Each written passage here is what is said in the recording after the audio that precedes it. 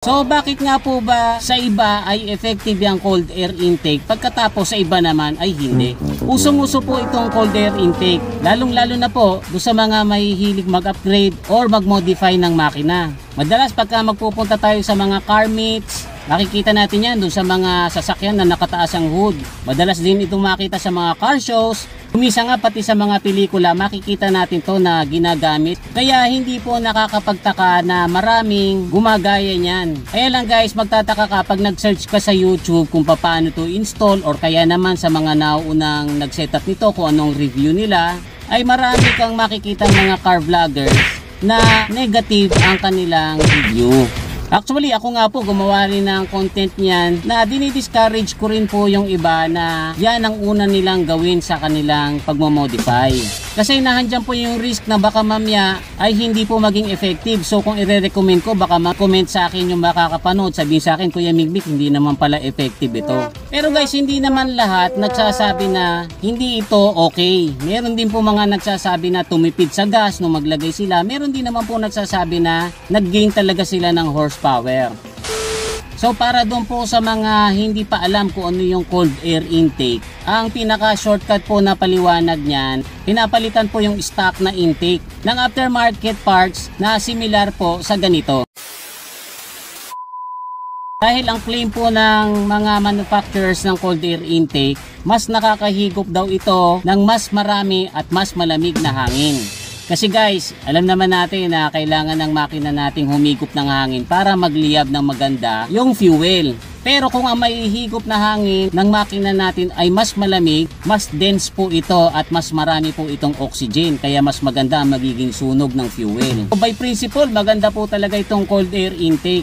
Kaya nga lang, magtataka kayo bakit maraming disagree. Do not use a cold air intake. And please, stop referring to a rigged dyno test as some sort of proof. Guys, may nagtanong sa akin, sabi niya, kung maganda daw talaga yung cold air intake, bakit yung mga car companies hindi ganyan ang ginagawang setup sa mga production cars nila? So, may point po siya doon. Tayo po kasing mga car enthusiast, kumisan meron tayong habit na pag nakita nating stock yung parts, kumisan ang pumapasok agad sa isip natin ay mahina yan, ay mabagal yan. Kaya ang nasa isip natin palitan kagad ng aftermarket. Pero alam nyo guys, tayo nga na mga ordinaryong car enthusiast, naiintindihan natin yung principle ng cold air intake. Di how much more yung mga engineers na nag-design ng mga makina na yan. Tayo nga po, limited pa ang budget natin. Wala naman tayong masyadong resources katulad ng mga dynamometer at saka mga high-tech na computers. Yung mga engineers po ng mga car companies ay gumagastos po yan ng marami para sa research. Meron po silang mga sariling dyno at saka mga sophisticated na computers para ma-measure ang bawat horsepower na magigain nila sa kung ano man ang i-design nila doon sa makina.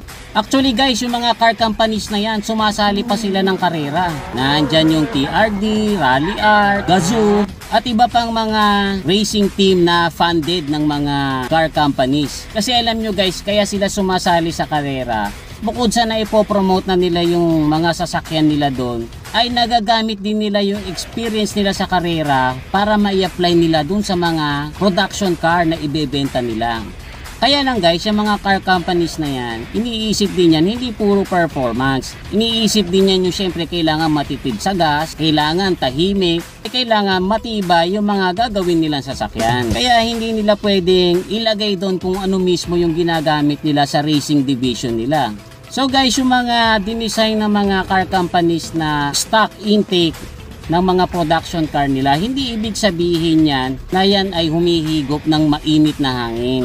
Actually, pag titingnan nyo pa lang yung design yan, yung pinaka-box ng air filter, makikita nyo doon na well insulated yan. Hindi lang sa init, protektado pa yung air filter sa basa or sa tubig. Tapos pag sinundan nyo po yung nozzle nyan, kung saan humihigop yan ng hangin, makikita nyo po yan kadalasan nahandun po sa may bungad ng sasakyan. Kumisa nahandun sa may bumper, kumisa naman po nahandun sa may grills.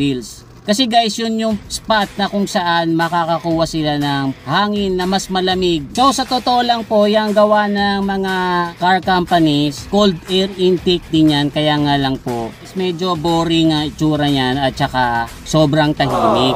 Malayong malayo po sa itsura ng mga aftermarket na cold air intake na may magagandang kulay at saka mapopormang cone filters. Kaya mas marami pong mga nagmo-modify na mas preferred yan kasi syempre mas astig yung forma. Tapos nagiging mas maganda yung tunog ng makina.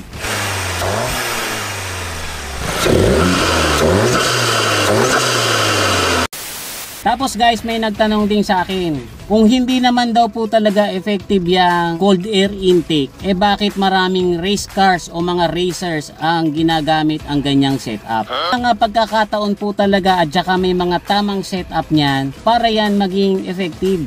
Kaya may mga race cars at saka mga racers na mas preferred yan. Kasi guys, pag na-setup nyo yan ng tama, makakatulong po talaga yan ng gusto sa makina. Kaya lang tandaan po natin yung mga racers at saka yung mga race cars na yan. Hindi po stock ang makina niyan. Yung iba nga po dyan may turbo pa. Kuminsan nakikita natin hindi stock ang intake manifold. Kuminsan hindi rin stock ang throttle body. Tapos hindi rin po stock ang ECU. Mapapansin nyo po na kapag sila ang nag-setup niyan, ipinupwesto po nila yan malayo po doon sa makina. Kadalasan na handun po sa may likod ng headlights. Tapos yung iba nga po ang ginagawa, yung nozzle kung saan ihigop ng hangin, doon ang nila pinupwesto sa may headlights. Katulad ng Dodge Challenger. Mapapansin nyo rin po na yung cone filter nila ay nilalagyan nila ng insulator para hindi makahigop ng hot air mula doon sa makina. Kadalasan yung iba pagka nag-setup ng cold air intake katapos stock lahat sa makina, pati ECU stock din, ay hindi po nagiging maganda yung result. Personally tested some of these cold air intake systems on a dynamometer that one of my friends has. One time we found out it actually had a little bit less power. Another time it had a tiny bit more power, but it really doesn't make all that much difference on a stock car. Tapos may mga nakikita pa po ako niyan pag nag-set up ay nahandun din po yung cone filter malapit sa makina kung saan maihigop niya yung mainit na hangin kapag umaandar na yung makina. Meron din po ako nakikita niya na mga nagse-setup na wala talagang insulator. Kaya wala pong haharang dun sa init na manggagaling sa makinang umaandar. So pagka ganito po ang ginawa nyong setup ay malamang po na hindi talaga yan effect kasi madidefeat niya po yung purpose ng cold air intake. Ang mangyayari po niyan ay magiging hot air intake yan kasi ang mahihigop niya po ay yung mainit na hangin mula dun sa makina. Bakit daw meron namang mga nag-setup nito na nagsasabing tumipid at saka lumakas yung makina nila? So respect po doon sa mga nakapag-setup nito na nadagdagan talaga yung horsepower nila at saka tumipid sila sa gas. Kasi po malamang na maayos at saka tama yung pagkaka-setup nila. Saka guys, tatandaan na rin po natin na mga makina po natin magkakaiba po yan ng design. So hindi po sa lahat ng pagkakataon yung epektong pyesa dito sa makina na ganito ay epekto rin dun sa makina na ganito. Meron din po mga nagtanong sa akin bakit daw dun sa mga napanood nila na isinalang sa dyno test ay nakita nilang tumaas naman talaga ang horsepower. Sabi nga po ni Nate, pagka nag-testing ka sa dyno, kadalasan nakabukas yung hood. Siyempre anya, iba ang temperature ng hangin kapag nakabukas ang hood kesa sa pag yan ay sarado. Makikita nyo po doon sa video niya na kinuha niya yung temperature ng hangin kapag bukas ang hood, tapos kinuha niya rin yung temperature kapag sarado na ang hood. So malaki nga po ang difference. Kaya kung magda-dyno test po tapos nakabukas ang hood, hindi po magiging accurate ang readings niyan. Hindi ko naman po sinasabing hindi ito effective or wag kayong bumili nito. Kaya lang dinidiscourage ko kayo na ito kagad yung bilhin nyo or ito kagad yung isetup nyo sa sasakyan nyo. Kasi merong risk na hindi yan umeffect.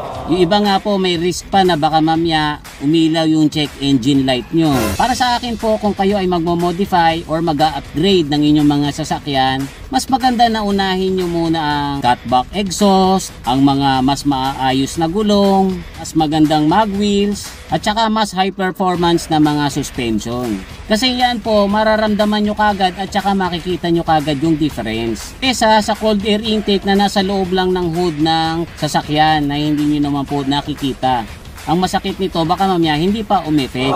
Pero kung na-upgrade nyo na lahat siyang gulong, suspension, exhaust at gusto nyong subukan ang cold air intake, Wala naman pong masama kasi sa totoo lang kapag ka nagbubukas tayo ng hood tapos nakikita natin ganyan ang intake, mas maganda po talagang tingnan at saka mas nakakaganda ng tunog. Kung nadagdagan ang horsepower at nakatipid sa gas ay mas lalong okay.